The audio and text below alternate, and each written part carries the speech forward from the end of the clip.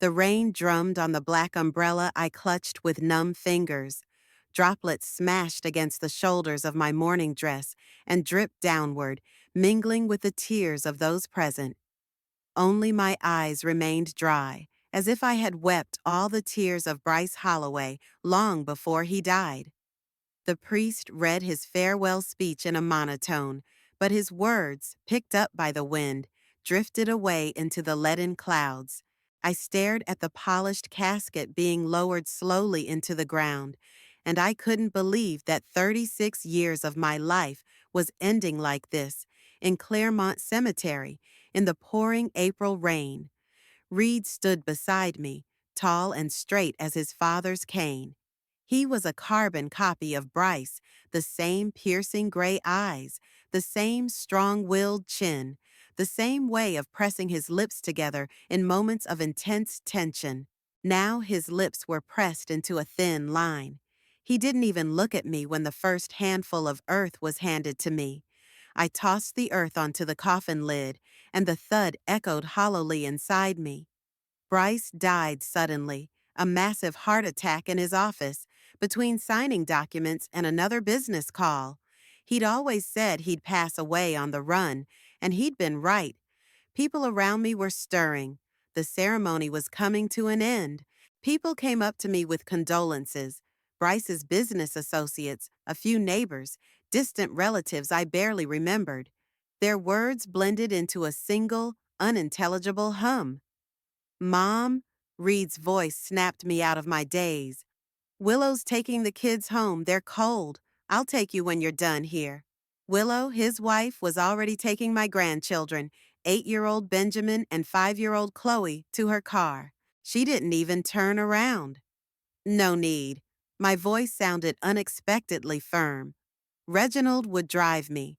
Reginald had been our driver for the past 15 years. I noticed my son wince at the mention of his name. Reed always thought Bryce and I spent too much on staff he didn't think we needed. "Suit yourself," he shrugged and headed for his car, a black SUV that I knew for a fact he was still paying off the loan for, despite his father's continued financial support. When the last of the funeral attendees had departed, I was left alone at the gravesite. The rain had intensified, but I didn't care. I stared at the fresh mound of earth and thought about how a grief-stricken widow must feel. Grief? Despair? Fear of the future? I felt nothing but a strange relief, and the thought was so shameful that I wouldn't dare say it out loud, even in the emptiness of the cemetery. Bryce and I met when I was 29 and he was 36. He already owned 2 car dealerships and had a reputation as a ruthless but successful businessman. I was working as an accountant for a small construction company and moonlighting as a private tax consultant.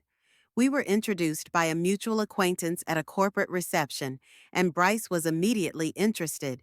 He was handsome, wealthy, and determined. Qualities that seemed to me at the time to be the key to a happy life. Our romance developed rapidly, and 6 months later, we were married. I left my job at his insistence. Bryce Holloway's wife should not count other people's money, and fully devoted myself to creating comfort in our home. Soon Reed was born, and for a while I was really happy, immersed in motherhood. But gradually, I began to notice what I had ignored during our affair: Bryce's overbearing nature, his desire to control every aspect of our family life, from financial decisions to the color of the living room curtains. He wasn't a tyrant in the classic sense. He never raised a hand to me, never forbade me to see my girlfriends, never made jealous scenes. His control was subtler and more effective. He shaped my addiction, made me helpless without him. When Reed turned 3, I stuttered about going back to work. Bryce looked at me with genuine surprise and said, "Why? You have everything you need."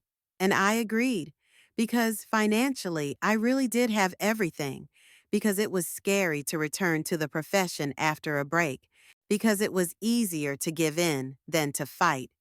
And so our life went on, outwardly prosperous, but inwardly as empty as a burned-out house.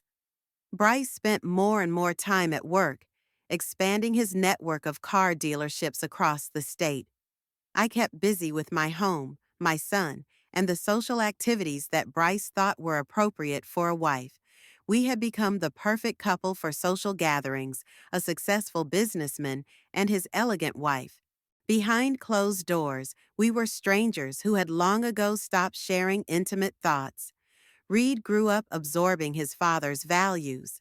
For Bryce, success was measured only in money and power. He raised his son rigidly, demanding excellent grades and achievements in sports, punishing any weakness. I tried to soften these demands, but only caused irritation of my husband, who thought that I make a boy of a sissy. When Reed entered college, I was secretly glad that he would live apart from us. I hoped the distance would lessen Bryce's influence, but the opposite happened. Reed saw his father as the ideal he sought to emulate. He adopted his manners, his attitude toward people, his philosophy of life, where everything had its price. After college, he tried several business ventures, all of which failed. Bryce reluctantly but reluctantly gave him money for new ventures, accompanying each check with a lecture on business acumen and responsibility. Reed married Willow.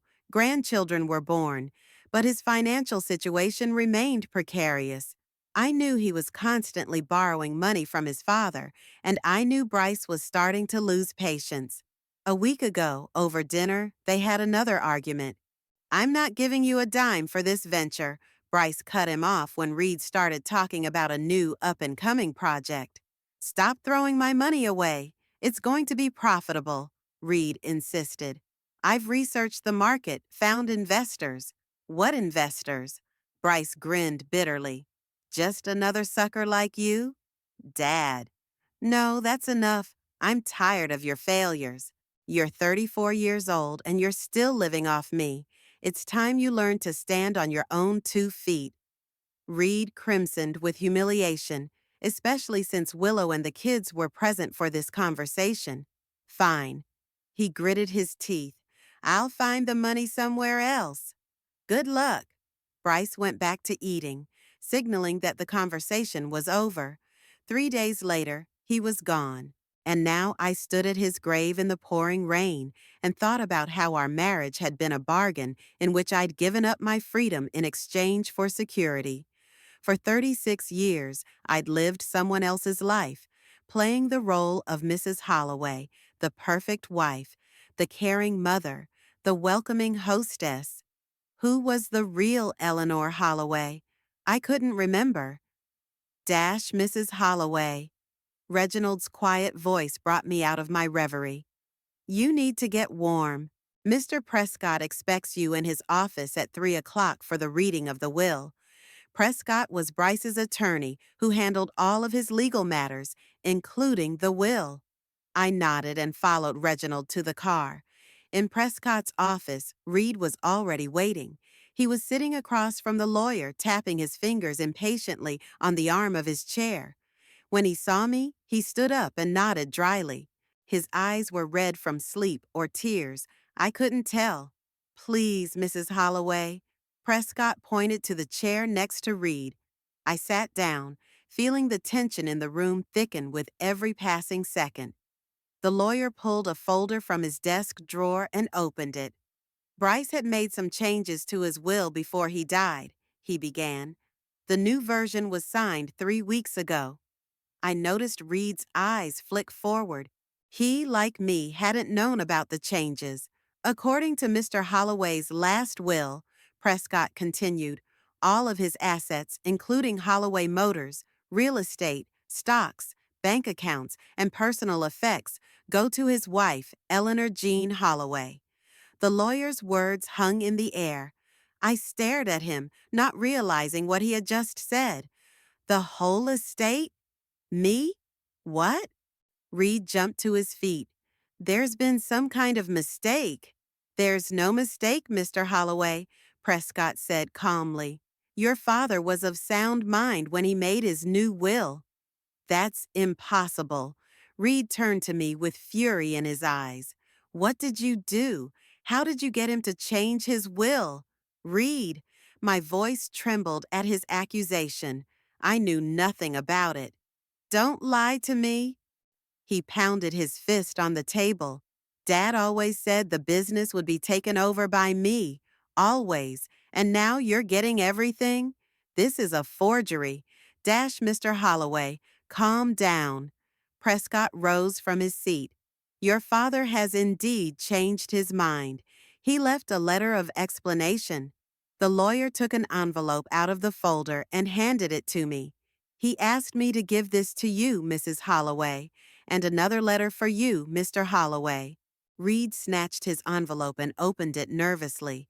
I watched his face change as he read it. Disbelief, shock, anger, despair. This? It's... He couldn't find the words. He couldn't do this to me. What's the matter? I asked quietly. Reed looked up at me with red eyes. He disinherited me because he thought I was a failure. Unfit to run his company. A disappointment. I opened my letter. Bryce's handwriting, sharp and confident like himself, jumped before my eyes. Eleanor, if you're reading this, it means I'm gone. I'm leaving you everything I have, $25 million in assets and business. It's not an act of love or gratitude.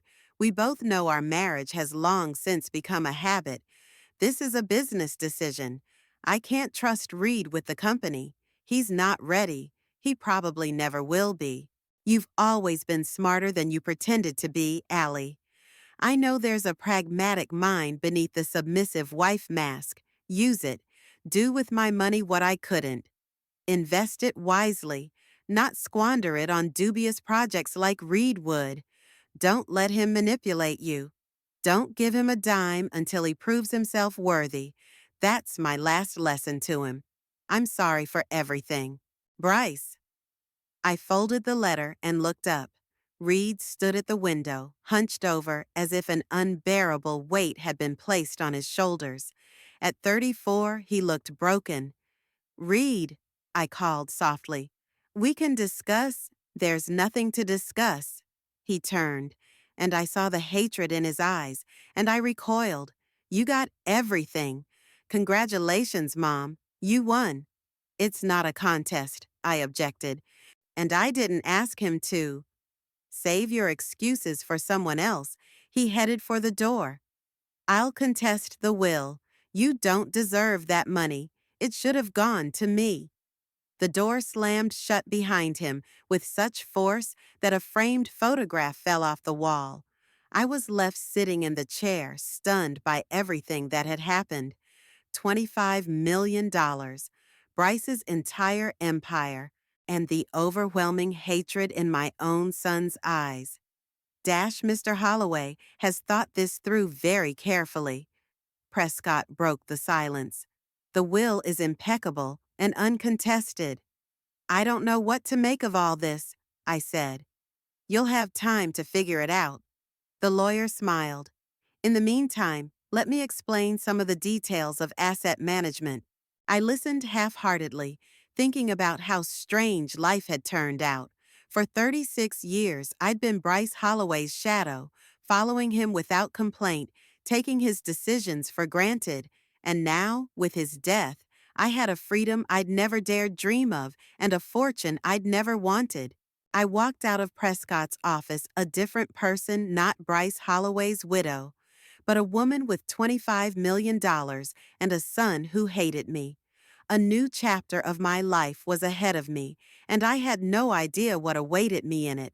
For the first weeks after the funeral, I woke up every morning with a sense of unreality. I opened my eyes, saw an empty half of my bed, and for a few moments I couldn't figure out where I was or what had happened. Then my memory came back. Bryce was dead.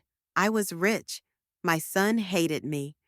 The huge mansion that had once seemed just big was now immense. I wandered through the empty rooms, feeling like a ghost. Bryce had never been particularly noisy, but his presence had always been felt. Heavy footsteps on the stairs, business conversations on the phone, the smell of expensive cologne. Now the house was imbued with silence. On this May morning, I woke up to sunlight streaming through the curtains. For the first time in many days, I didn't have a headache or troubling dreams. I got out of bed, walked to the window, and opened the curtains, letting in the bright light. The garden below was in full bloom. The roses I planted every spring had bloomed, turning the lawn into a sea of red and pink. I showered, dressed, and went down to the kitchen. Our housekeeper, Mrs. Parsons, wasn't here today. I'd given her 3 days off to visit her daughter in Portland. For the first time in a long time, I was completely alone in the house, and I was suddenly relieved. No one was watching my schedule, pushing me around with breakfast, or reminding me of appointments and obligations. I brewed some coffee, toasted some toast, and went out to the terrace with my breakfast. It was a beautiful morning, warm with a light breeze carrying the scent of the blooming garden. A strange sense of freedom swept over me. I could do anything. I could leave, I could stay, I could sell this house, I could hire 10 gardeners, or I could learn gardening on my own. The choice was mine. For the first time in 36 years, I could make decisions without looking at Bryce, without calculating his reaction, without fear of disappointing or angering him. The resolve came suddenly. I went back into the house, pulled out my laptop, and opened the search engine. Mediterranean travel, I typed and hit enter.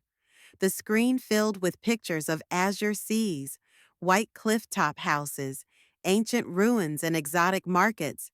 The Mediterranean was a dream I had cherished since my youth.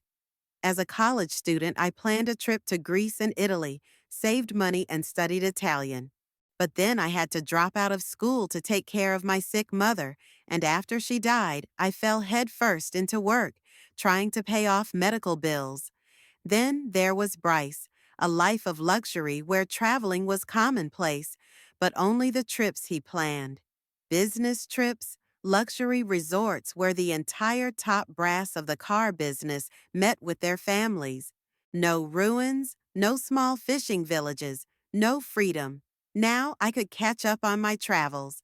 I spent a few hours researching itineraries and hotels, making a tentative plan. Athens, Santorini, the Amalfi Coast, Sicily, Barcelona. The list grew, and with it grew excitement. I felt like a girl planning an escape. The doorbell rang, snapping me out of my reverie. Reed stood on the doorstep with a grim expression on his face. "Can I come in?" he asked without saying hello. I stepped back silently, letting him into the house. He walked into the living room, glancing around the room as if assessing its value. "How are you?" I asked to start a conversation.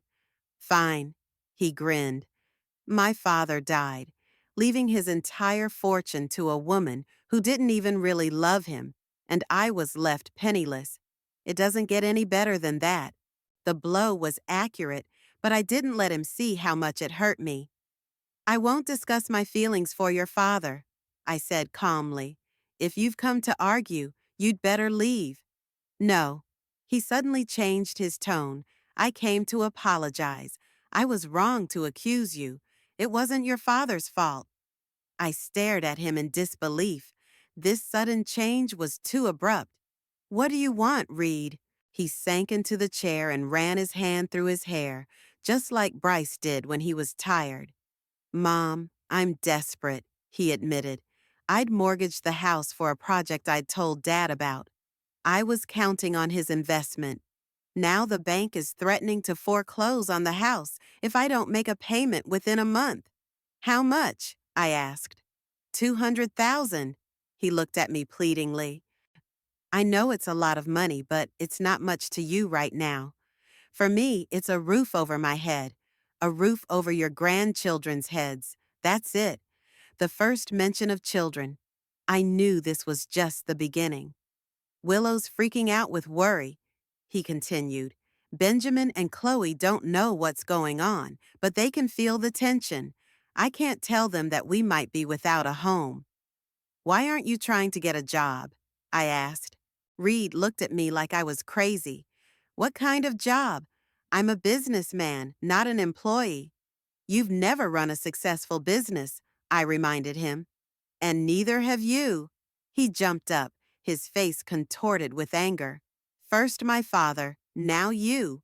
You've always thought I was a failure. I didn't say that, I countered. But you have to be sober about this. You have a family, responsibilities. That's why I came to you.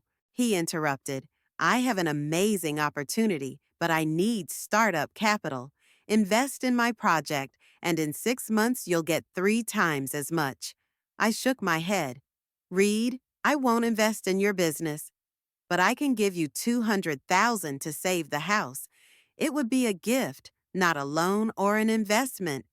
His eyes flashed with fury, but he quickly pulled himself together. Okay. He pressed his lips together.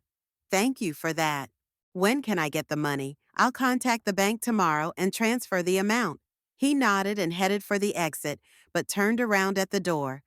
It's Chloe's birthday this Saturday. She'll be 6. She really wants Grandma to come. For a second, something sincere flashed in his eyes, concern for the daughter he really loved. But it lasted only a moment. I'll come, I promised. And I'd bring a present. After Reed left, I sat in silence for a long time, trying to sort out my feelings. Grandchildren were my weakness, and Reed knew it. I didn't see them as often as I would have liked. Willow always found excuses to cancel visits, but I loved them wholeheartedly. The thought of them being without a home was unbearable, and yet something about Reed's behavior made me uneasy. His sudden change of mood, his calculated mention of the kids, his lack of a real plan of action, all of it indicated that he hadn't changed. He had simply chosen a new tactic. That evening, I called Nettie Howard, my longtime friend who had stayed with me through all the ups and downs of my life. She was the only person I could trust unconditionally. Nettie, I need some advice, I said after exchanging greetings. Of course, darling. What's up? Reed came by today, asked for money. Nettie sighed heavily. No wonder. How much this time? 200,000 to save the house from the bank. And he also hinted at investing in some project.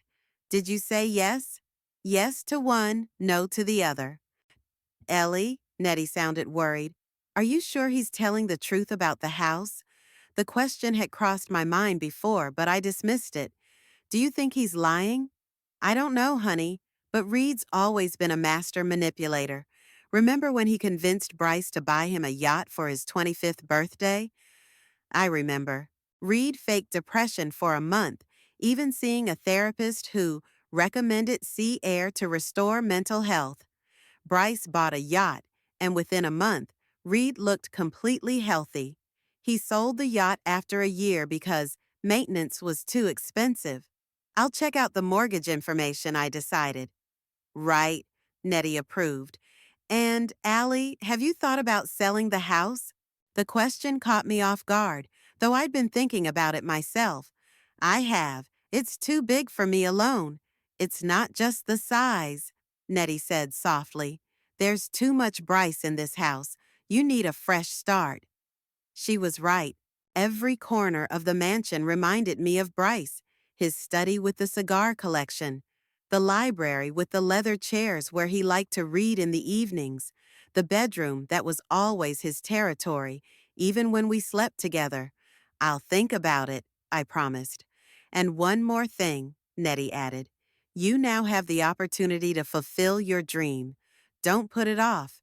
After talking to Nettie, I went back to the computer and booked a tour of Greece and Italy for early July, a month and a half from now. It was a spontaneous decision, but it felt right.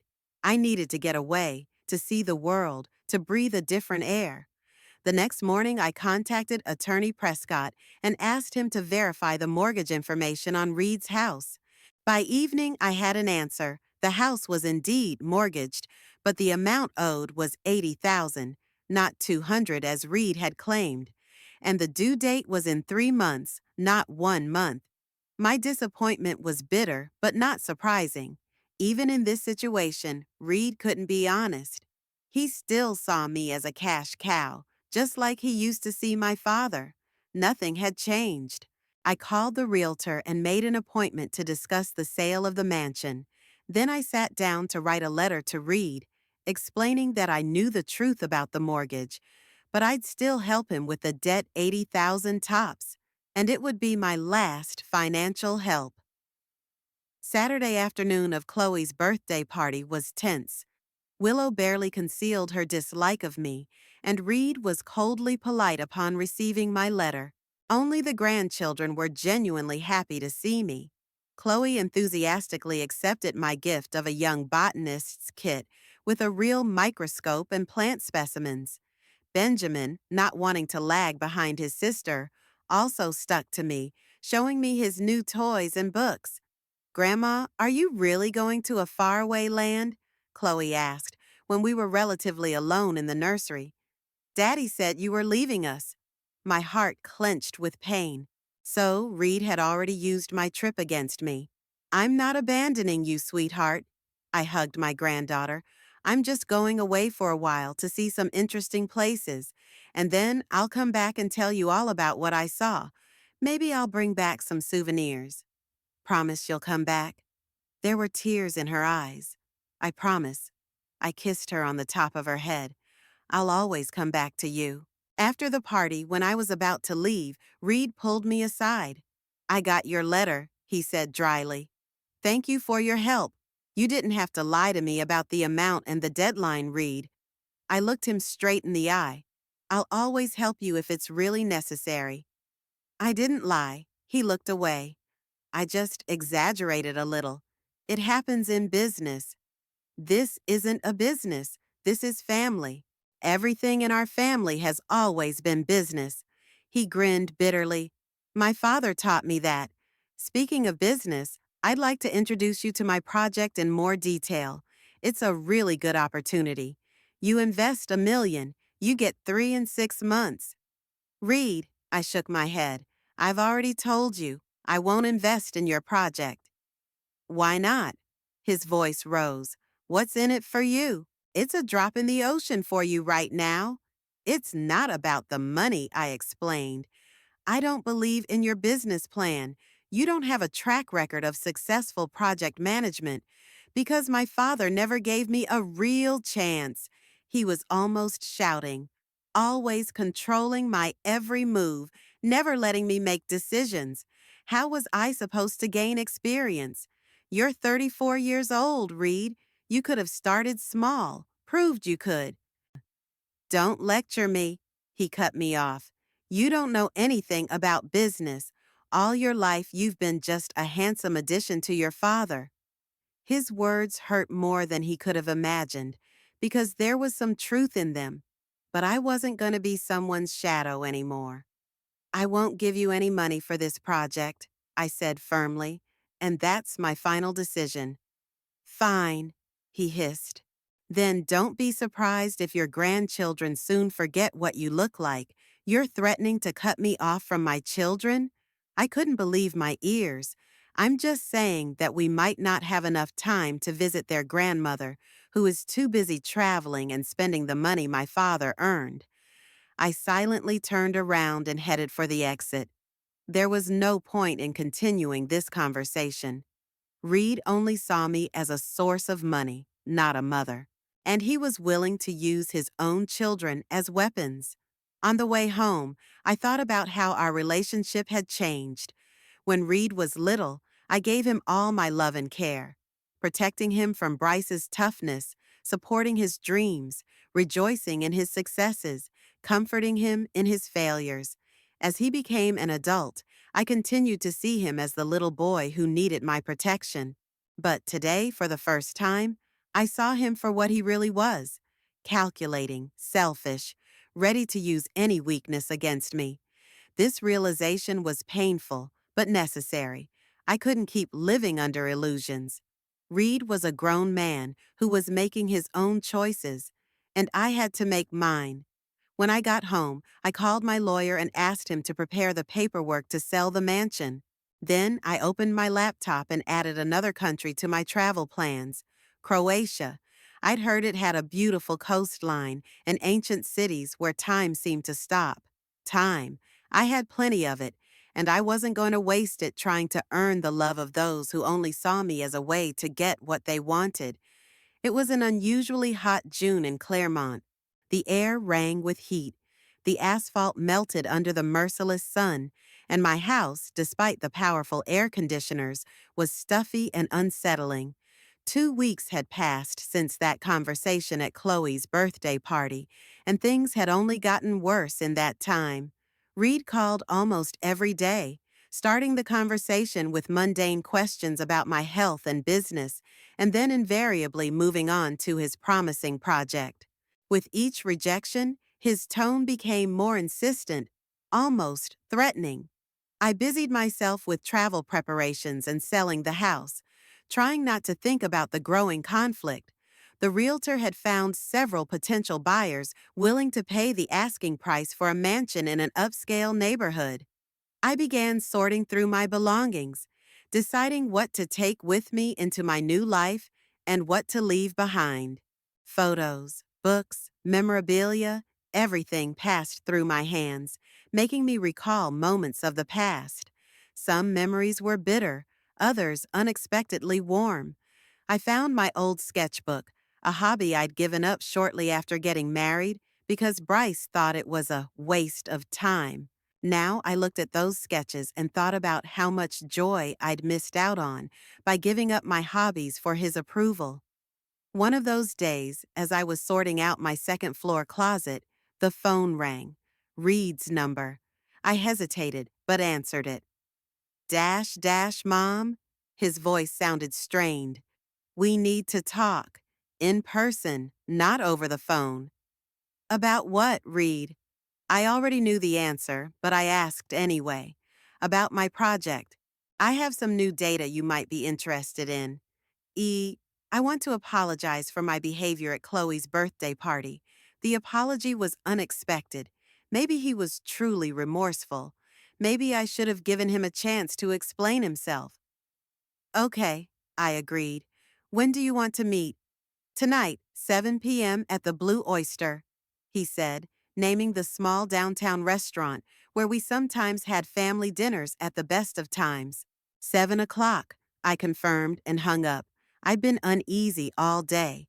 Something in Reed's voice was unsettling, too much tension, too little sincerity. But I dismissed the feeling, chalking it up to the general nervousness of the last few weeks. At 7:30, I got into my silver sedan and drove toward the center. The traffic was heavy.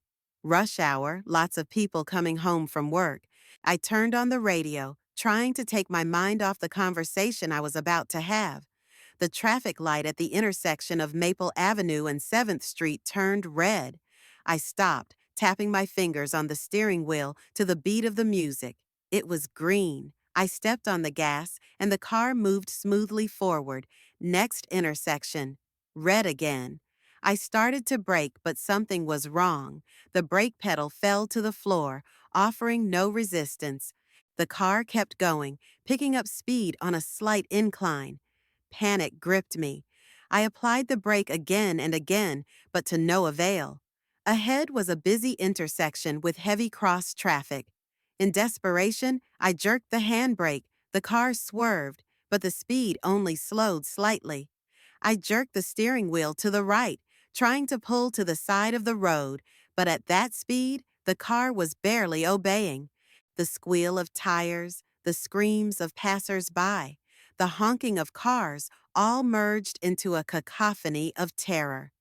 My sedan flew into the intersection at a red light. I saw a huge black SUV coming at me from the left. The last thing I remember was the deafening sound of the impact, the clinking of broken glass, and the sharp pain that pierced my entire body. Then there was darkness. Consciousness returned slowly. Piecemeal. First came the sounds, the beeping of medical equipment, muffled voices, the rustle of footsteps on the linoleum. Then pain, dull, pervasive, throbbing in different parts of the body.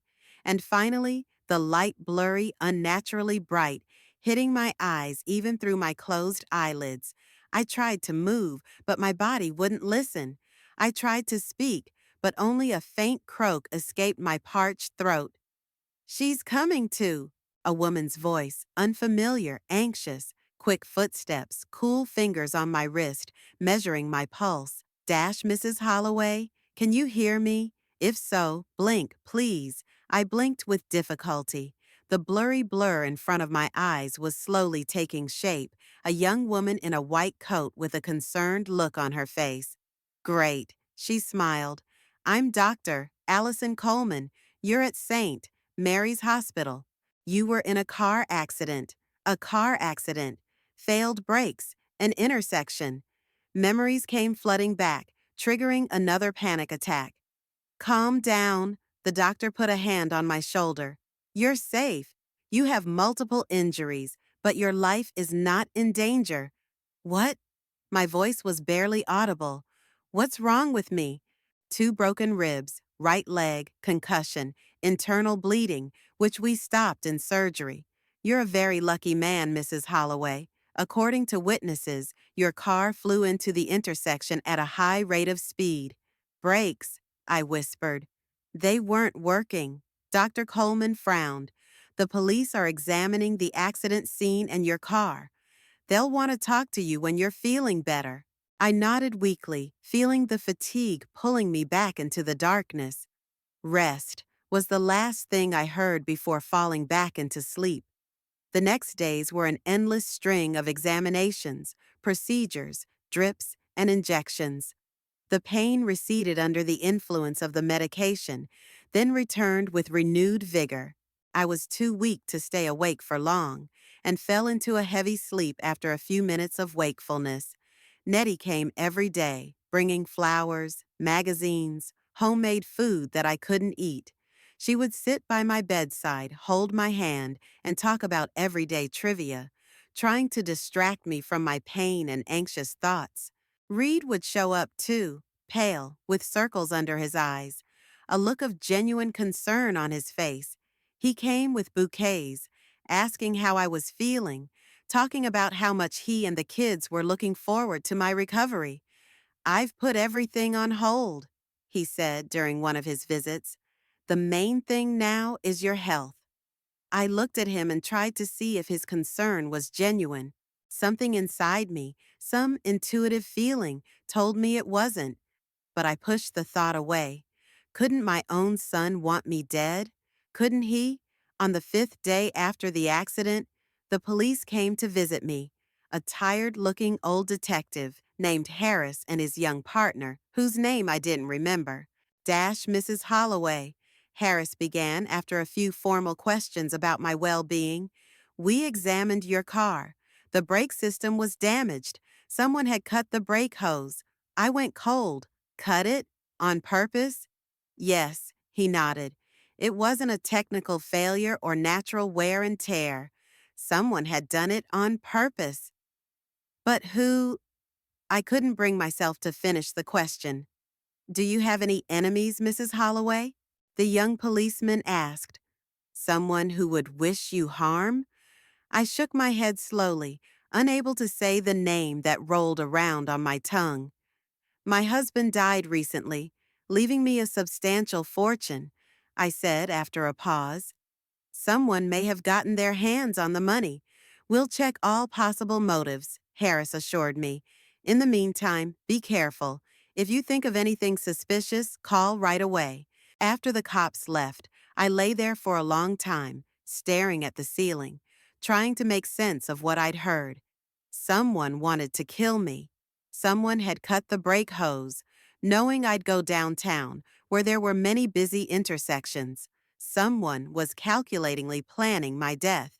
Reed's image flashed before my eyes, his insistent requests for money, his anger after he refused, his invitation to meet on that exact day, at that exact hour.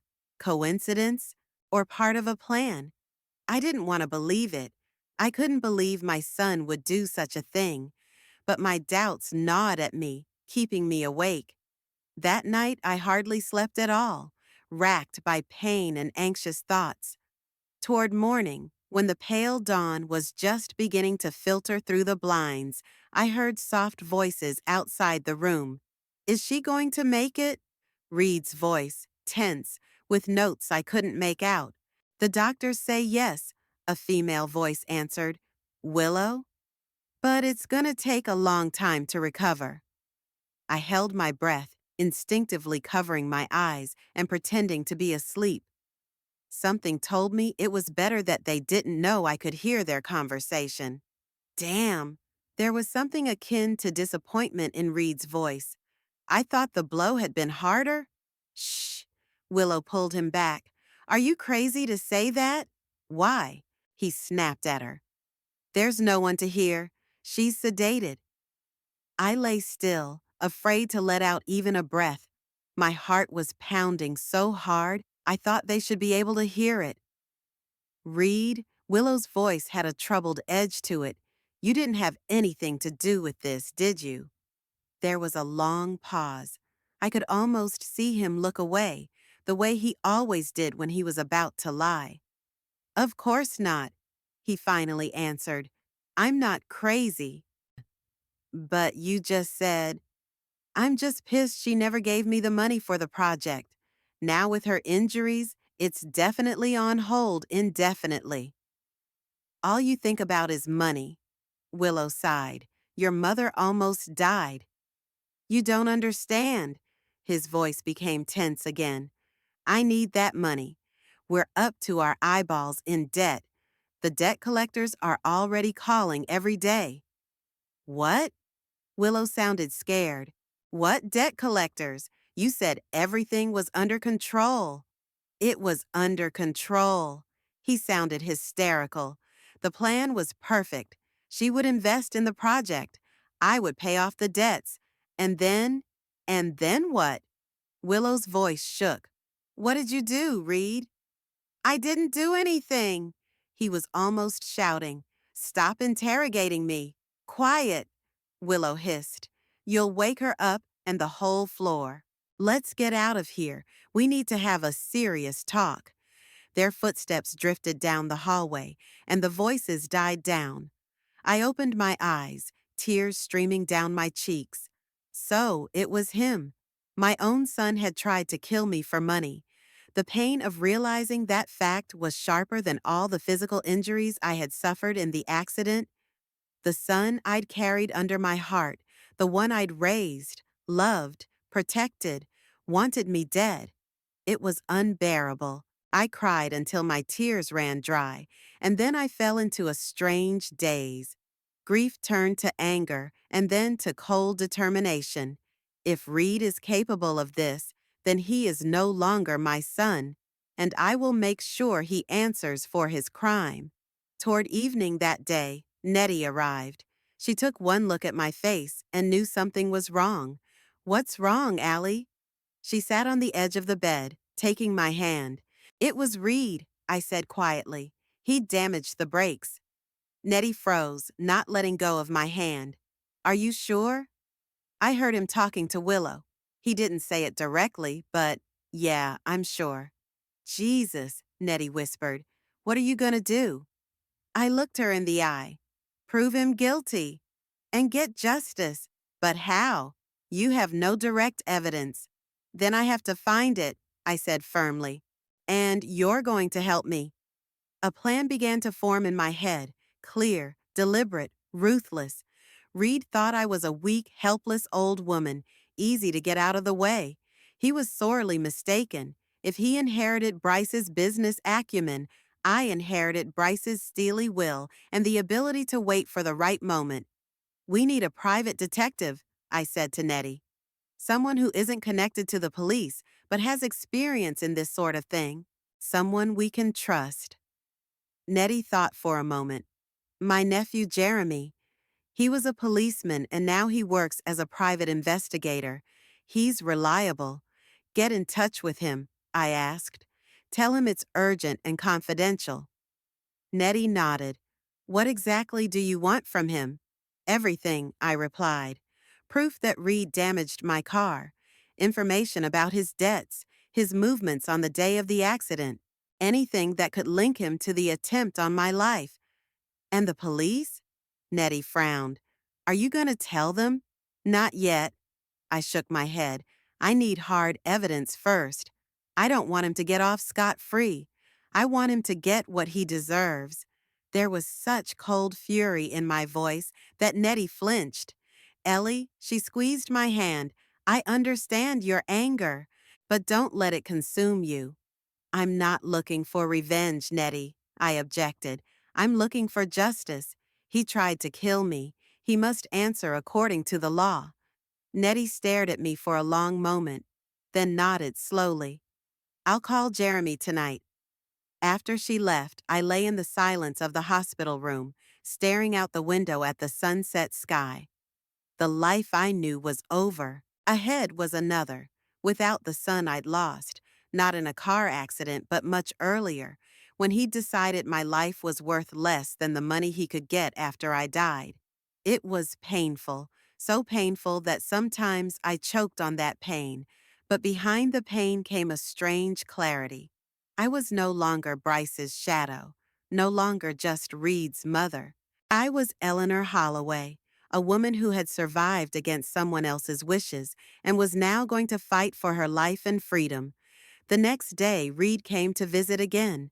I looked at him, at his worried face, at the flowers in his hands, at the caring gesture with which he adjusted my pillow, and saw a stranger. My son's mask concealed a stranger who was planning my death in cold blood. How are you feeling today, Mom? He asked, sitting down next to the bed. Better? I forced myself to smile. The doctor says I'm on the mend. That's wonderful. He smiled back, but his eyes remained cold. We've all been so worried. The kids keep asking about you. They do? I pretended to be touched. Tell them Grandma will be well soon. He nodded, then paused, as if gathering his thoughts. Mom, the police came to me with questions about your accident. They say someone damaged the brakes on purpose. I watched his reaction carefully, looking for signs of nervousness or guilt. But he was calm, too calm for a man who had learned that his mother had almost been the victim of a crime. Yeah, that's what they told me, I answered neutrally. Do you have any idea who might have done it? There was pure academic curiosity in his voice. No, I lied. I can't imagine who would interfere with an elderly widow. Maybe it had something to do with my father's money, he suggested. $25 million is a serious motive. Maybe, I agreed, but who knew I was going downtown that night? He tensed a little, almost imperceptibly, but I caught the change. Were you going somewhere? He asked with feigned surprise. I thought you were just going to the store or something. No, I looked straight into his eyes. I had an appointment, 7 o'clock tonight, at the Blue Oyster. He looked away. I didn't know. Who with? It doesn't matter anymore. I shrugged. I obviously didn't make it. Reed squirmed in his chair. You should be more careful, Mom. Maybe you shouldn't live alone in a house this big. Why don't you move in with us until they find the culprit? Thank you for the offer. I smiled. But I can manage. Besides, the mansion will be sold soon. I'm looking for a smaller apartment. Sold? He couldn't hide his surprise. You didn't say. It was a spontaneous decision, I explained. Too many memories, too many Bryce in everything. I understand, he nodded, but I could see that his mind was already on something else, probably calculating how selling the house would affect his chances of getting the money. When do you plan to move? As soon as I'm back on my feet, I answered. In the meantime, Nettie is overseeing the process. She's literally moved in with me to organize everything. Reed grimaced at the mention of Nettie. He'd never liked my friend, considering her a bad influence. I hope she doesn't do anything stupid, he muttered. Nettie is the most trustworthy person I know, I said firmly. I trust her completely. He was about to object, but a nurse came into the room, announcing that visiting hours were over. I'll come back tomorrow. Reed stood up, leaned over, and kissed me on the cheek. It was a huge effort not to pull away. Feel better, Mom. When the door closed behind him, I took a deep breath, trying to calm my racing heart. Playing the part of the unsuspecting mother was harder than I thought it would be, but I had to keep up the act until I had proof of his guilt. In the evening, Nettie came with the news that Jeremy had agreed to take the case and had already started work. He promises the first results in a couple of days, she said, but he warns that it's a complicated case. There may not be any direct evidence.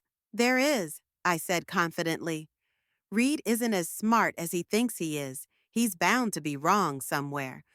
That night, lying in the darkness of the hospital room, I thought about the strange turn my life had taken. Until a month ago, I had been just the widow of a wealthy businessman, a woman who had lived her life in her husband's shadow. Now I was the victim of an assassination attempt orchestrated by my own son, and I was preparing to fight for justice. The strange thing was, I felt no fear, only determination. Reed had made his choice. Now it was my turn to make mine, and I chose the truth, no matter how bitter it was. I closed my eyes, knowing that there was a long road ahead to recovery and an even longer road to justice. But I was willing to go all the way. Reed wanted to get everything at once, without thinking about the consequences. He would soon learn that some consequences are impossible to predict, especially when you underestimate the person you're trying to kill. The Oasis Rehabilitation Center on the outskirts of Claremont looked unhospital-like, a brick building covered in ivy, spacious bright rooms, a winter garden on the first floor, and a well-kept park where patients could walk with the staff. This is where I was to spend the next 2 months recovering from my injuries. I was transferred here 3 weeks after the accident, when my condition stabilized and the doctors allowed me to start rehabilitation.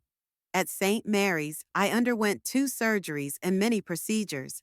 The days merged into one endless string of pain, medications, and medical manipulations.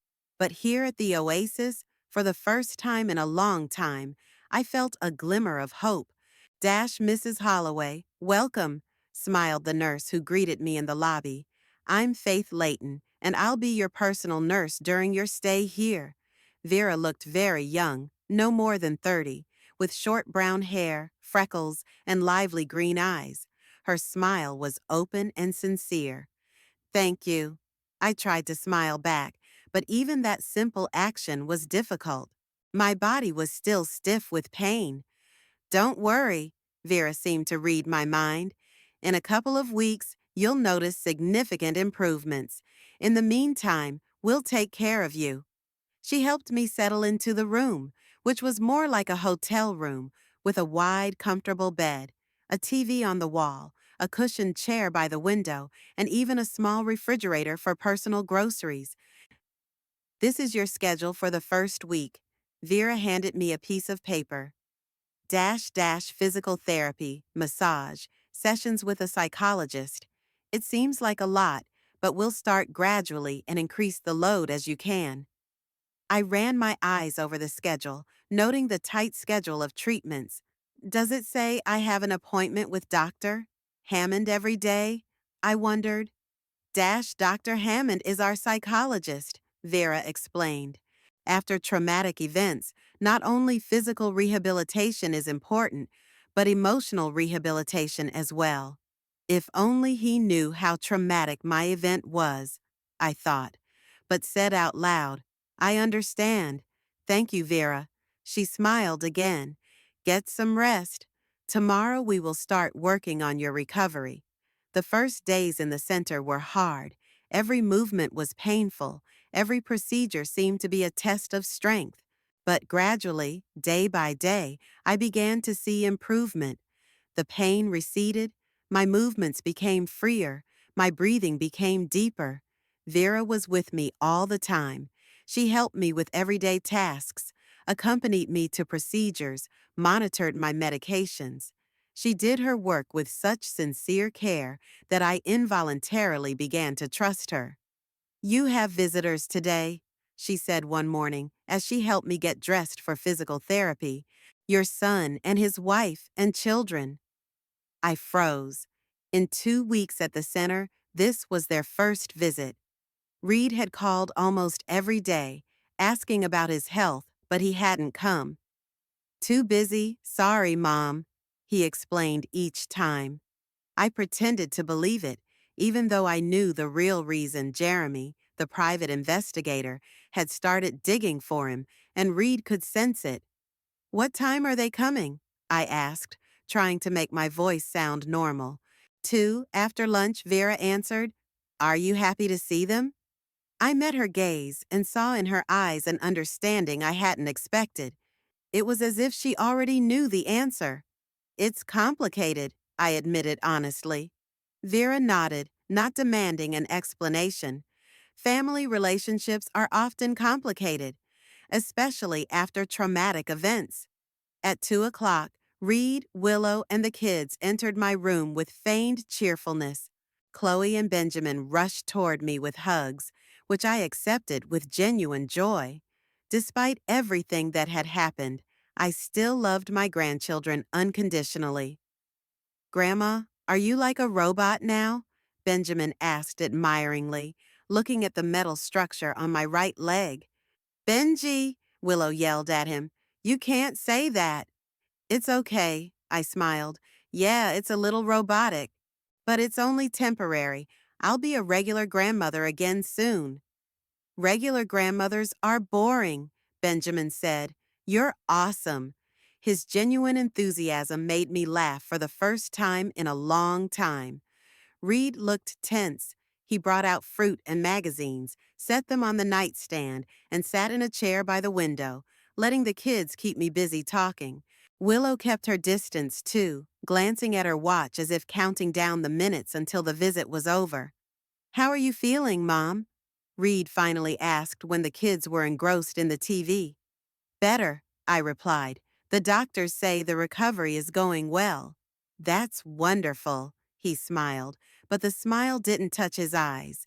We're all worried about you. Especially you, huh? I wanted to ask, but I held back. Thanks for your concern. I looked at Willow, who was studiously avoiding my gaze. How are you guys doing? Everything okay? Everything's great, Reed answered quickly. I found investors for the project I was talking about. The matter was resolved without your help. The last phrase was spoken with barely perceptible reproach. Good for you, I nodded. I hope it works out this time. Reed wanted to say something, but at that moment Vera entered the room with a tray. I apologize for the intrusion. She smiled. It's time for your medication, Mrs. Holloway. She helped me take my pills and checked my vitals on the monitor next to the bed. It's okay, she said. But don't tire yourself out too much. Another 20 minutes and your guests will have to leave. You have a session with the physical therapist at 3:30. Of course, Vera. I looked at her gratefully. Thank you. After she left, Reed frowned. Is she always so bossy? She takes care of me, I countered, and I'm very grateful for that. We can take care of you too, Willow interjected with fake concern in her voice. Maybe you should move in with us after you're discharged. The big house is sold, and it's going to be hard for you alone in a small apartment. I looked at her in surprise. Willow had never suggested that I live with them. On the contrary, she'd always found reasons to limit our socializing. Thank you for the offer. I tried to make my voice sound genuinely grateful. But I've already found a suitable apartment with an elevator and all the amenities for a person with limited mobility. Temporarily, until I'm fully recovered. Too bad. Willow didn't seem upset. The kids would have loved to see you every day. I'll visit them often, I promised, looking at the grandchildren, still engrossed in the cartoon on the TV, as soon as I'm back on my feet. The rest of the visit passed in awkward silence, interrupted only by the children's comments about what was happening on the screen. When Faith returned to remind them that visiting time was over, Reed and Willow looked frankly relieved. "We'll come again," Reed promised, saying goodbye. "Feel better, Mom." After they left, I leaned back against the pillows, feeling strangely empty. These people were my family, and yet they were complete strangers. Reed, once my little son, was now the man who had tried to kill me. Willow, who had never particularly liked me, was now an accessory to his crime, albeit unwittingly. Only the grandchildren remained sincere. But how long would that last under the influence of their parents? A hard visit? Vera returned to help me get ready for physical therapy. Noticeable? I smiled weakly. Professional observation. She helped me into the wheelchair. "Would you like to talk about it?" I looked at her, a young woman with kind eyes and an open face. For some reason, I wanted to tell her the truth, the whole truth, unvarnished, but it was too soon. "Maybe later," I replied. "It's a long and not very fun story." "I'm in no hurry." Vera took me down the hall to the physical therapist's office. "And you know, sometimes it's easier to talk to a stranger than to your loved ones." She was right, and over the next few weeks, I slowly began to open up to her, not all at once, but little by little, testing her reactions, her ability to listen without judgment. I told her about Bryce, about our marriage, about the years I'd spent in the shadow of an overbearing husband, about Reed and his constant demands for money, about the will and my son's reaction to it. But I kept quiet about his involvement in the accident, not out of distrust of Vera, but out of fear of endangering her by dragging her too deeply into the story. Vera listened attentively, not interrupting, not judging, sometimes asking questions that made me think. "Have you ever done anything just for yourself, Eleanor?" she asked one day when we were sitting in the winter garden after my exercises. "Not for your husband, not for your son, not for your grandchildren, but for yourself," I wondered. Throughout my life, I'd become accustomed to putting the desires of others before my own. First my parents, then Bryce, then Reed. "I was planning a trip," I said finally. "The Mediterranean. A long-time dream I'd never realized." "What stopped you before?" "First, money. Then Bryce. He had other plans for our vacation. Then, just life, I guess. There were always more important things to do." "And now?" Faith looked at me with genuine interest. "Are you still planning this trip?" "I hadn't thought about it since the accident," I admitted. "It didn't seem to matter." "But you'll get better," Vera said firmly. "And then what? Then what?" I didn't ask myself that question. All my thoughts were centered on the evidence against Reed, on the coming exposure, on the justice I was seeking. But afterward, what would I do with the rest of my life? "I don't know," I answered honestly. I wasn't used to thinking that far ahead. "Maybe we should start," Vera suggested softly. "For the first time in your life, you're really free. Financially, emotionally. You can do whatever you want." Her words made me think. Indeed, for the first time, I was not bound to my husband or child. I had the means to live the life I wanted. But what did I want? Who was Eleanor Holloway without the labels of wife and mother? These reflections accompanied me in the days that followed, becoming the backdrop for major events. And events moved quickly. Jeremy, the private detective hired by Nettie, came in twice to report on the progress of the investigation. The first time he had only circumstantial evidence, information about Reed's large debts, about his conversations with suspicious individuals, about the growing desperation he hid behind the mask of a successful businessman.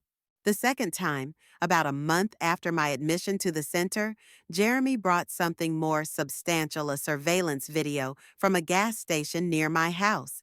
It showed a man who looked like Reed, wearing a hoodie and gloves, approaching my car parked on the curb and doing something under the bottom. The date on the tape is the day of the accident. The time is early morning when the streets are still empty. It's not 100% proof, Jeremy warned.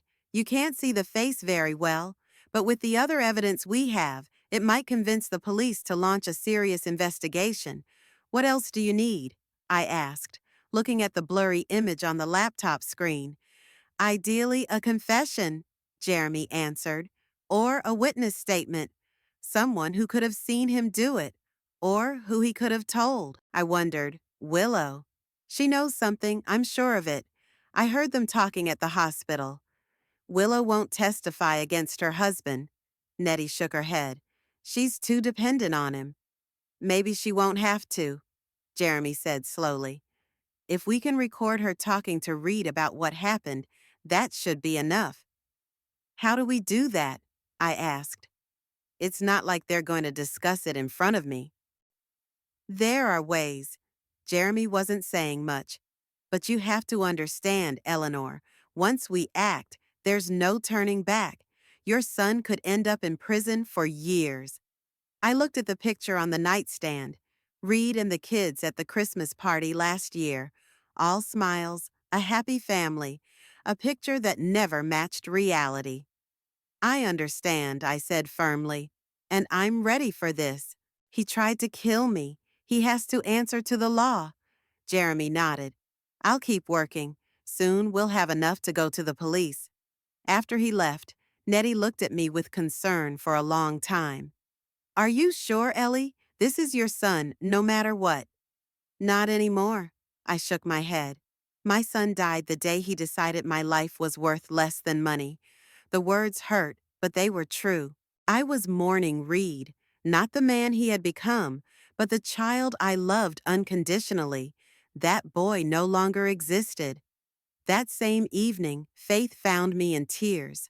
I hadn't cried since the day I'd learned of Reed's involvement in the accident, but now something had broken inside, and the emotion burst out.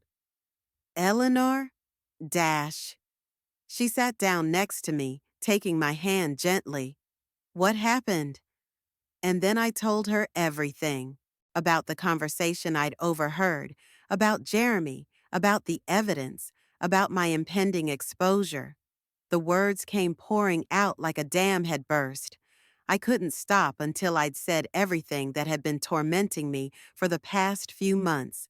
Vera listened without interrupting, only occasionally squeezing my hand for support. When I finished, she was silent for a long time, thinking about what I had heard. You're a very strong woman, Eleanor, she said at last. Not everyone could go through this and keep their sanity. Sometimes I feel like I'm losing it, I admitted. How could I not see that my own son had turned into such a man? You are not to blame for his choices, Vera said firmly. You gave him love, care, opportunities. What he did with it was his responsibility, not yours. Her words were like balm on an open wound. All my life I'd felt guilty, not a good enough wife for Bryce, not an attentive enough mother for Reed, as if all their faults and failures were the result of my mistakes. You know what I see when I look at you? Vera continued. A woman who has spent her life giving of herself to others, without even receiving gratitude in return. A woman who sacrificed her dreams for someone else's ambitions. A woman who allowed herself to be manipulated for fear of losing the love of those who never truly loved her back. Her words were painfully accurate. What am I supposed to do now? I asked quietly. Start living for yourself, Vera answered simply. Not out of selfishness, but out of self-respect. You deserve happiness, Eleanor. Real happiness that doesn't depend on the approval of others. I couldn't sleep for a long time that night, thinking about Vera's words. All my life I'd been seeking approval first from my parents, then from Bryce, then from Reed. I'd lived in constant fear of disappointing them, of not living up to their expectations. And what did I get in return? A husband who saw me as an extension of his image as a successful businessman. A son who valued only my wallet, not me. It was time to stop this vicious cycle. It was time to start valuing myself, not as someone's wife, mother, or grandmother, but as an independent person with her own desires, dreams, and the right to happiness. I woke up this morning with a clear head and a new determination. For the first time in a long time, I felt not only anger and pain, but also hope. Hope that after all this nightmare, a new life awaited me, one that I would choose for myself, without regard for other people's expectations. I pulled the notebook and pen Nettie had given me from the nightstand and began to write. Not a revenge plan, not a list of charges against Reed, but a wish list. Everything I wanted to do, see, experience in this new life. The trip to the Mediterranean was just the beginning. It was followed by art classes, which I dropped after I got married, volunteering at an animal shelter, learning Italian, gardening, photography, all the little joys I'd sidelined, deeming them insufficiently important compared to the needs of my family. When Vera came in with the morning meds, I showed her the list. "It's beautiful, Eleanor." She smiled as she looked it over. "It's exactly what I was talking about." "Thank you," I took her hand, "for helping me see the truth not only about others, but also about myself." "There's nothing to thank." She looked embarrassed. "It's my job." "No," I objected. "Your job is to help my body heal, and you helped my soul, too. It's much more than just a professional duty." Vera thought for a moment. "You know, my father was just like your husband. Powerful, controlling, thought his opinion was the only right one. My mother spent her whole life in his shadow, afraid to make a move without his approval. When he died, she was completely lost. She didn't know how to live on her own, how to make decisions, how to be happy without his guidance. I promised myself that I would never let that happen in my life, and that I would help other women avoid this trap." Her candor touched me. "Your mother, did she learn to live in a new way?" "Yes," Vera smiled. "Not right away, but she did. Now she's traveling the world. She has a new man who treats her as an equal, and she's happier than she ever was with her father. It's never too late to start living for yourself, Eleanor. It's never too late." These words became my motto in the weeks of rehab that followed. Every exercise, every procedure, every small step toward recovery, I did with the future in mind, not the past, not Reed and his betrayal, but what lay ahead. Physically, I grew stronger every day. Broken bones healed, wounds healed, pain receded. I started walking with the help of a walker, then a cane. Each achievement was a small victory. Each step was proof that life goes on despite everything. Emotionally, the journey was more difficult. The pain of betrayal didn't go away, but it was transformed. I no longer felt like a victim, more like a survivor, a person who had walked through the fire and survived. It gave a strange sense of power, not vengeful, not destructive, but creative. A power to build a new life, not to destroy the old. Jeremy continued his work, gathering evidence of Reed's involvement in the accident. Nettie helped with selling the house and finding a new apartment. Faith supported me in the daily struggle to rebuild. And little by little, step by step, I was returning to a life, not the one I had before, but a new one that I was creating on my own. A life in which I was not a shadow of someone else, but a full-fledged person with my own wants, needs, and the right to happiness. I was ready to fight for this new life, and for the justice that was part of the journey. By early September, I was strong enough to leave the rehab center. My right leg still hurt from walking for long periods of time, but the cane had become more of a habit than a necessity. The internal injuries had healed, leaving only scars, physical and emotional. I moved into a new apartment, spacious, bright, on the third floor of a modern building with an elevator and round-the-clock security. Nothing here reminded me of the past, not the mansion where I'd lived with Bryce for 20 years, not the life I'd led before the accident. The apartment was a symbol of a new beginning, a clean slate. The day I was supposed to meet with Detective Harris to formally present the evidence against Reed, I woke up at the crack of dawn. Sleep wouldn't come, my thoughts swirling around the upcoming conversation. Not that I doubted my decision, no, I was determined to follow through. But the thought that today would not only turn my life upside down, but also the lives of my grandchildren, was heavy. The police station greeted me with cold officialdom. Detective Harris, whom I'd interviewed back at the hospital, ushered me into his office, a small room with a minimum of furniture and a maximum of papers, filling every horizontal surface. "It's good to see you in good health, Mrs. Holloway." He pointed to the chair across from his desk. "You said you had information regarding your accident?" "Yes," I sat down, placing the folder of documents Jeremy had collected on my lap. "And it's not just information, it's evidence." I started with the story of how I'd overheard Reed and Willow talking at the hospital, then moved on to my motives: Reed's financial problems, his desperate attempts to get money, his anger at my refusal to fund his project. Harris listened intently, not interrupting, only occasionally making notes in his notebook. His face remained impassive, but I could see sympathy in his eyes. "Do you have anything more than an overheard conversation?" he asked when I was done. "Something more tangible?" I opened the folder and pulled out Jeremy's report, along with photos and a copy of the gas station video. "This is the report from the private investigator I hired. There are recordings of Reed's conversations, evidence of his debt and desperation, and most importantly, a video showing him damaging my car the morning of the accident. 3 days after my visit to the police, Reed was arrested. The news reached me through Nettie, who had heard about it from Jeremy. I was sitting in my new living room, looking out the window at the fall park, when the phone rang. "Ellie, they got him." Nettie's voice sounded tense.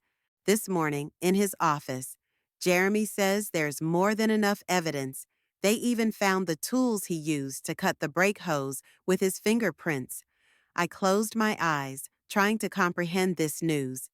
The image of Reed being led out of the office in handcuffs in front of his co-workers was painful despite everything he'd done. The following weeks blended into an endless series of meetings with police, prosecutors, defense lawyers. I testified, signed documents, answered the same questions over and over again. The case against Reed grew stronger by the day. Experts confirmed the brake system had been damaged intentionally. Witnesses identified Reed in the gas station video. His financial problems created a clear motive. The prosecutor, Mrs. Daniels, a lean woman with a sharp gaze and a determined chin, was optimistic. "We have a great case, Mrs. Holloway," she said during one of the meetings. "Attempted murder, premeditated, with a self-serving motive. Juries don't like kids who try to kill their parents for an inheritance.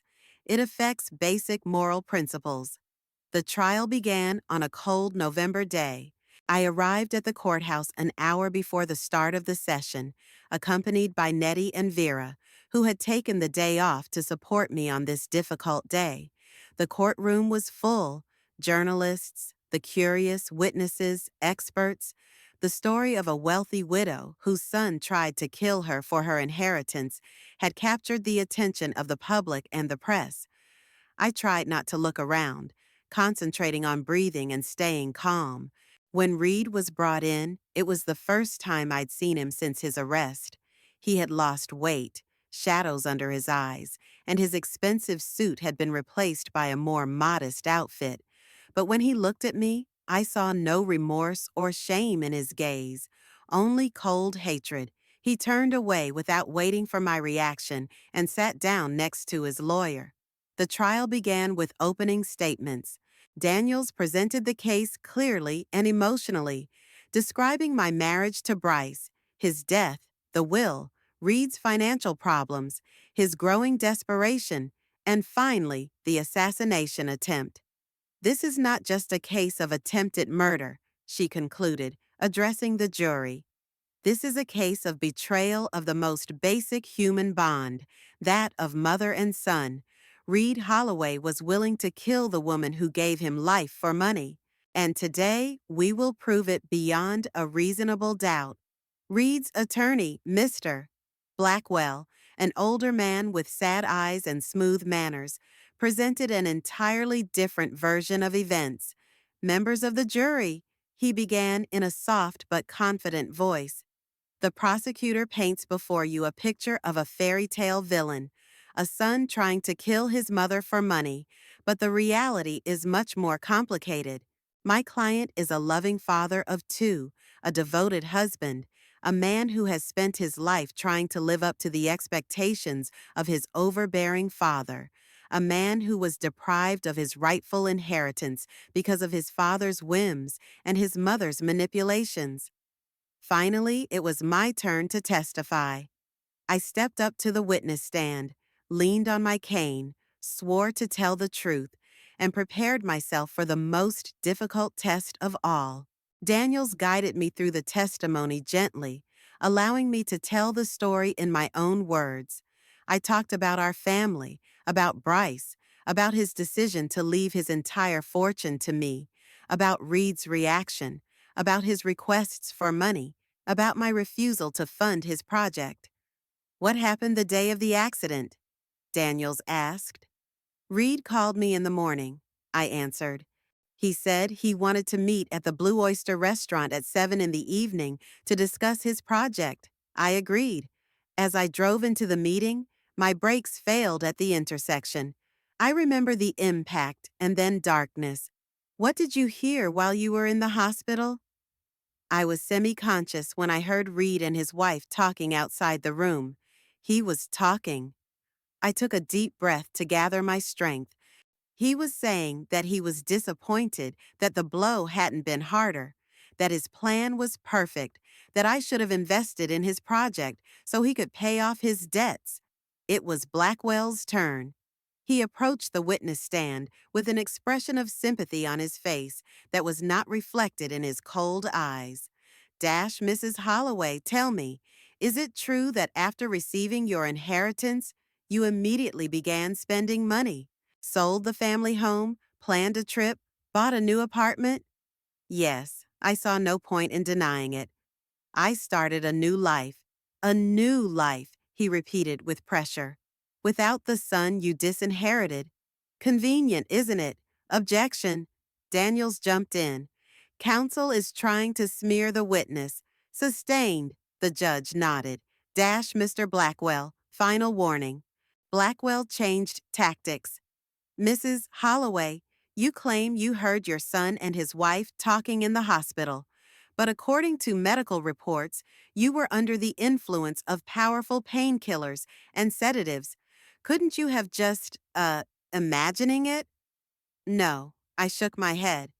I could clearly hear them talking. But no one else did they? Not the nurses, not the doctors. They weren't around. Convenient, Blackwell said again.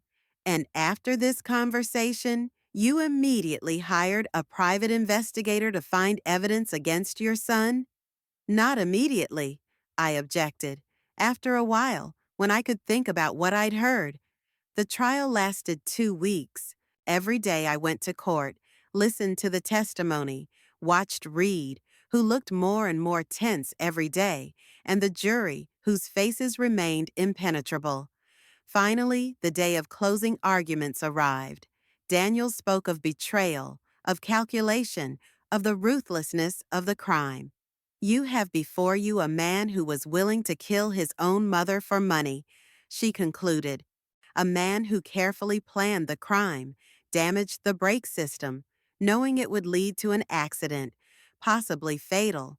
A man who, after a failed attempt, showed not an ounce of remorse, only disappointment that his plan had failed. Such a person deserves to be punished to the fullest extent of the law. After the closing speeches, the jury retired to reach a verdict. The wait was agonizing. I sat in the courtroom, between Nettie and Vera, watching the clock counting down the minutes. They've been deliberating a long time, Nettie said restlessly after 3 hours of waiting. Is that a good or a bad sign? I don't know, I answered honestly. I just want it to be over. Faith squeezed my hand. Whatever happened, you did the best you could. The truth is on your side. After another hour, we were invited back into the courtroom. The jury returned with the verdict. The room froze as the foreman rose from his seat. Reed straightened up, his face pale but determined. I sat motionless, feeling my heart beating somewhere in my throat. On the charge of attempted murder in the first degree, the foreman said, the jury finds the defendant, Reed Bryce Holloway, guilty. A wave of whispers rolled through the room. I closed my eyes, feeling not triumph, but a strange desolation.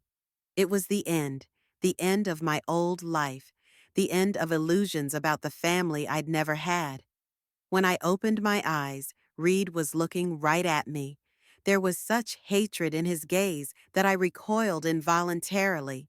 It was the look of a man to whom I was no longer a mother. I was just an obstacle to the money he thought was rightfully his. The judge announced the sentencing date and closed the hearing. Reed was led out of the courtroom. The last thing I saw was his straight back and the slumped shoulders of Willow, who followed him without looking back at me. As I walked out of the courthouse, I ran into a crowd of reporters. Camera flashes, microphones, questions shouted from all sides. It was too much. Mrs. Holloway, how do you feel about the verdict?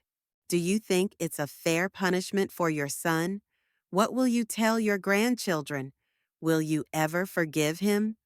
Nettie and Faith tried to shield me from the intrusive reporters, but I stopped and raised my hand, calling for silence. I have no comment, I said firmly. There are no winners tonight, only losers. Please respect my privacy and that of my family. A week later, the sentencing took place. I was back in the courtroom, listening to the prosecution and defense speeches again, looking at Reed again, who no longer looked tense, but simply devastated. The judge talked about the gravity of the crime, about premeditation, about violating the most basic moral standards. Finally, he pronounced the sentence, 15 years in prison, with the possibility of parole after serving 10 years. Reed showed no emotion when he heard the sentence, just closed his eyes for a moment, as if accepting the inevitable. Then he was taken away, and I never saw him again that day. There was a letter from Willow waiting for me at home, the first contact I'd had since Reed's arrest. A short note informing me that she and the kids were leaving Claremont to stay with her parents in Oregon, that she thinks it's best for the kids to have no contact with me, that perhaps in time, when the wounds had healed a bit, we could discuss my seeing my grandchildren.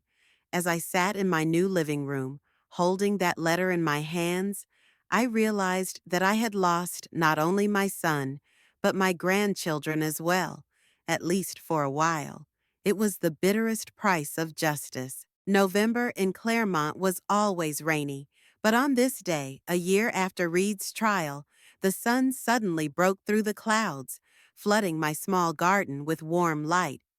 I sat on the veranda of my new house with a cup of green tea, watching the last of the fall leaves swirl in the air before dropping to the neatly trimmed lawn. This house in a quiet neighborhood on the outskirts of Claremont had become my refuge after everything I'd been through. 2 floors, 4 bedrooms, a small garden and a terrace, spacious enough, but without the frills of the huge mansion where most of my family life had been spent. Everything was to my taste: light-colored walls, comfortable furniture, lots of bookshelves, and none of the flashy symbols of wealth that Bryce was so fond of displaying. A year ago, when Reed was sentenced to 15 years in prison, I thought I'd never recover from the betrayal and the pain. The wound seemed too deep, the loss too significant. I lost not only my son, but also my grandchildren, whom Willow had taken to Oregon, away from her toxic grandmother, as she put it in one of her last messages. The first months after the trial were the hardest. I moved into an apartment but quickly realized that an apartment building was not for me. Too many people, too little privacy. I was used to silence and the opportunity to be alone with myself. The search for a new home took almost 2 months. Nettie helped me by organizing viewings and advising me on legal matters. When I first saw this house on Maple Street, with its cozy front porch and old trees in the yard, I knew immediately it was what I was looking for, a place to make a fresh start without the shadow of the past. The move took place in March, when nature was just beginning to wake up after winter. Symbolic, new home, new spring, new life. I brought with me a minimum of things from the past: a few pictures of my parents, books I really loved, paintings chosen by me personally, not by Bryce. Everything else was a thing of the past, along with memories I tried not to rekindle. The Mediterranean trip I had dreamed of all my life finally took place in May. I started with Greece, Athens, Santorini, Crete, then Italy, Rome, Florence, Amalfi Coast, and finally Spain, Barcelona, Valencia, Malaga. 2 months of freedom, beauty, new impressions, and discoveries. I traveled alone, but loneliness did not weigh me down. On the contrary, I enjoyed the opportunity to plan each day on my own, to choose my routes, to stop where I wanted, not where it was prestigious or convenient for business meetings, as it was always with Bryce. In Athens, I met a group of American retirees, single travelers like myself, 5 women and 3 men, each with their own story and reasons for traveling at an advanced age. We quickly found common ground and spent several days together exploring ancient ruins and enjoying Greek cuisine. One of the women, Lorraine, a 63-year-old widow from Seattle, became a particularly close friend of mine. Our stories had much in common: both widows, both freed from duty to family, both seeking new meaning in life after decades spent as wife and mother. "You know, Eleanor," she said to me one evening as we sat in a small tavern in Santorini, watching the sunset over the sea, "I've spent my whole life putting happiness on hold. First, I had to raise my children, then help my husband with his business, then care for my sick parents. There was always a reason to postpone my own dreams. And now I realize that life is not a rehearsal. You can't wait for the perfect moment to start living for yourself." Her words resonated deeply with me. Isn't that how I've lived all these years? Constantly sacrificing my desires for Bryce, for Reed, to fit the image of the perfect wife and mother? "I think we all make that mistake," I answered then. "Especially women of our generation. We were raised to believe that self-sacrifice was a virtue. But there's a difference between caring for others and giving up yourself," Lorraine said wisely. "The first is love. The second is self-destruction." These words became a mantra for me in the months that followed. The difference between caring and self-destruction, a line I had never been able to see before. After returning from my trip, I kept in contact with Lorraine and other new friends through email and video calls, a skill I learned thanks to Vera, who patiently taught me about modern technology. We planned to meet again the following summer, this time in Provence, where Lorraine had rented a small house for 2 months. Faith remained an important part of my new life. After my rehabilitation ended, our professional interactions developed into a true friendship. She often dropped by for a cup of tea, sometimes staying for dinner. We discussed books, movies, travels, shared our thoughts on life. Despite the age difference, we were almost 35 years apart. We shared a common understanding of many things, and, oddly enough, similar experiences with powerful men. "My ex-husband was a lot like Bryce," she once confided. "Controlling, ambitious, always sure he was right." I was only with him for 5 years, but that was long enough for me to realize that I could either keep me or lose myself in him completely. "You were wiser than I was," I said. It took me 36 years to come to that realization. It's not about wisdom. Vera shook her head. It's just that in your generation, women had fewer choices, fewer examples of independence, less support. Maybe she was right. Or maybe I was just looking for an excuse for my weakness. Either way, there was no changing the past, and I tried to focus on the present and the future. And the present was filled with new activities and discoveries. I enrolled in an art class, a hobby I had abandoned after marriage. To my surprise, the skills returned quite quickly, and soon the walls of my new home were adorned with watercolors and pastel landscapes brought back from travels or painted from memory. I also started practicing yoga, first on a doctor's recommendation to strengthen my back, and then simply because it was fun and helped clear my mind. 3 times a week, I attended classes at a small studio near my home, where a group of enthusiastic young people like me gathered. The most challenging issue remained the grandchildren. Benjamin and Chloe were the only strings that still connected me to my past life. I miss them every day, remembering their laughter, their questions, their little hands in my arms. After months of complete lack of communication, I decided to write Willow. Not accusing, not demanding, just letting her know that I loved the kids and would be happy to be able to have at least occasional contact with them. The reply came unexpectedly quickly and wasn't as harsh as I'd feared. Willow wrote that the kids missed me, especially Chloe, who often asked when they would visit their grandmother. She wasn't ready for face-to-face visits, but offered a compromise: video calls once a month under her supervision. It was better than nothing. Our first call was in July, after I returned from traveling. I was nervous, like I was going on a job interview or date, not a conversation with my own grandchildren. But as soon as I saw their faces on the screen, all fears melted away. "Grandma," Chloe exclaimed, pressing so close to the camera that I could see only her eyes and part of her nose. "Where have you been? Mommy said you went far, far away." "I've been traveling, sweetheart," I answered, holding back tears, "to the countries I told you about. Do you remember when we saw the book about Greece?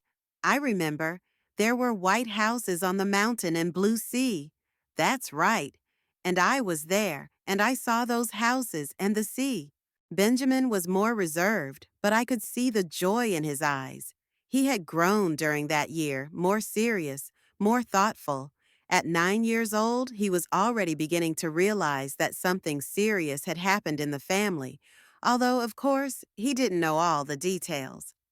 "Grandma, did you bring us anything?" he asked, hopefully.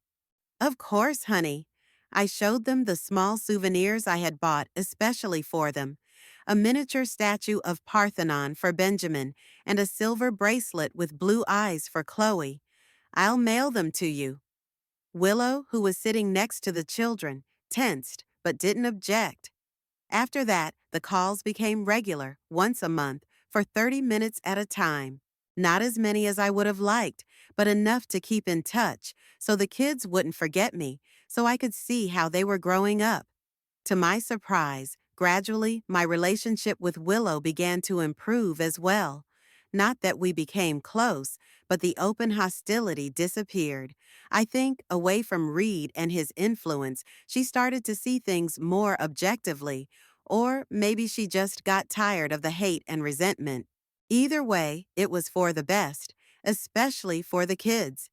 In the early fall, almost exactly a year after the trial, a letter arrived from Reed. I immediately recognized his handwriting on the envelope, and it took me a long time to open it. The letter lay on the living room table all day while I did chores, cooked dinner, read a book, always glancing at the white rectangle as if it might suddenly come to life. In the evening, pouring myself a glass of wine for courage, I finally opened the envelope. "Dear Mom, I don't know if you'll read this letter or throw it away right away. I would understand if you chose the latter. After everything that has happened, you have every reason to hate me. Still, I hope you'll read it to the end. It's been almost a year since the day I was sentenced. A year within these walls has given me a lot to think about my life, my decisions, my mistakes, and the biggest mistake was what I did to you. I won't make excuses. I won't say I was out of my mind with despair or that I didn't realize what I was doing. I knew what I was doing. I deliberately damaged your car's brakes, hoping you would die in the accident. I was willing to kill my own mother for money. That's unforgivable. And yet, I apologize.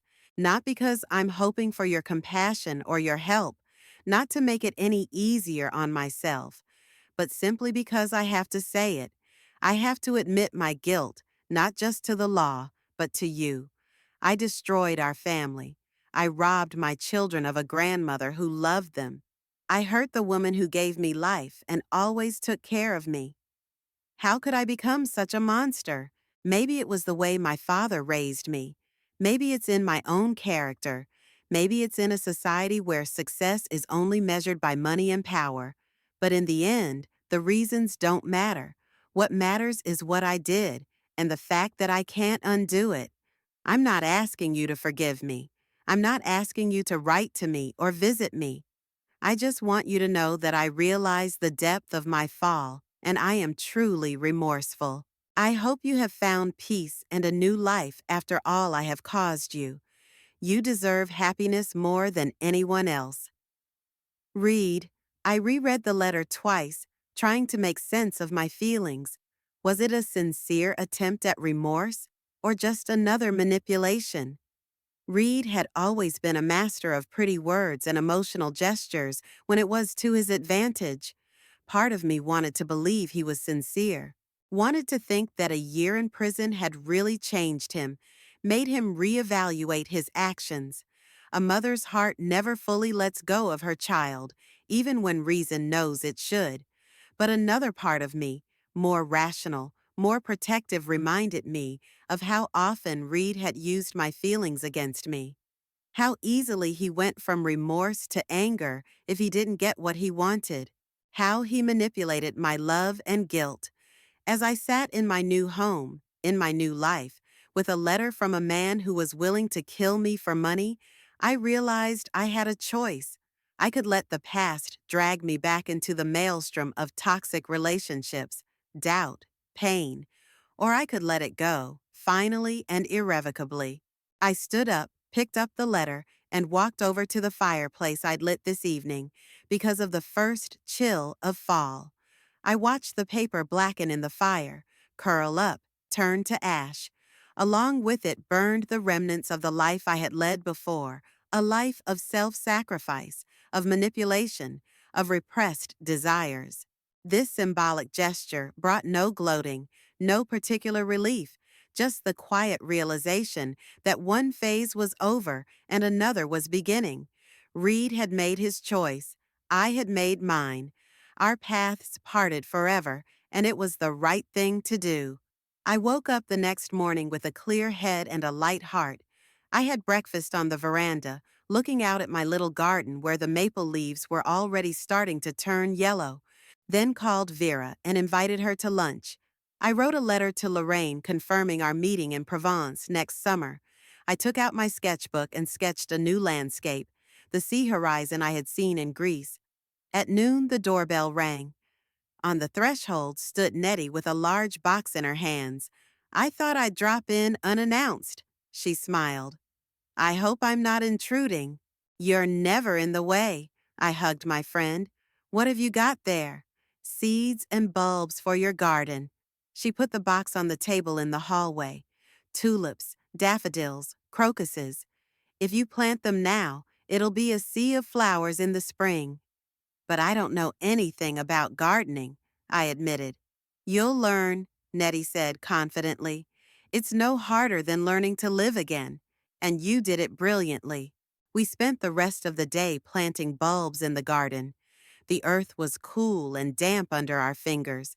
The smell of fall filled the air, and the sun shone softly through the thinning crowns of the trees. Nettie talked about her plans for the winter, about her grandchildren, about the new exhibition at the City Gallery where we had decided to go together the following week. It was just an ordinary life, simple, quiet, without the drama and tension that had accompanied me for most of the last few decades. And it was in that simplicity that I finally found what I had always been looking for: the freedom to be myself. That evening, after Nettie left, I sat on the veranda, admiring the sunset and thinking about the strange path that had brought me here, about a marriage that had been more of a bargain than a union, about the son I loved but couldn't keep from his father's influence and my own demons, the money that almost cost me my life, and the freedom that only came when I stopped sacrificing myself for those who didn't deserve it, when I learned to value myself as I valued others, when I realized that my life belongs to me and I alone decide how to live it. Tomorrow will be a new day. Perhaps I'll call my grandchildren, even though our regular call is still 2 weeks away. Perhaps I will continue working on the landscape. Perhaps I'll start planning a new trip. Or perhaps I'll just sit in the garden, watching autumn change colors all around me, and that will be my choice, my own free choice. Because finally, at 68, I was the master of my own destiny. And it was the most valuable inheritance I had ever received.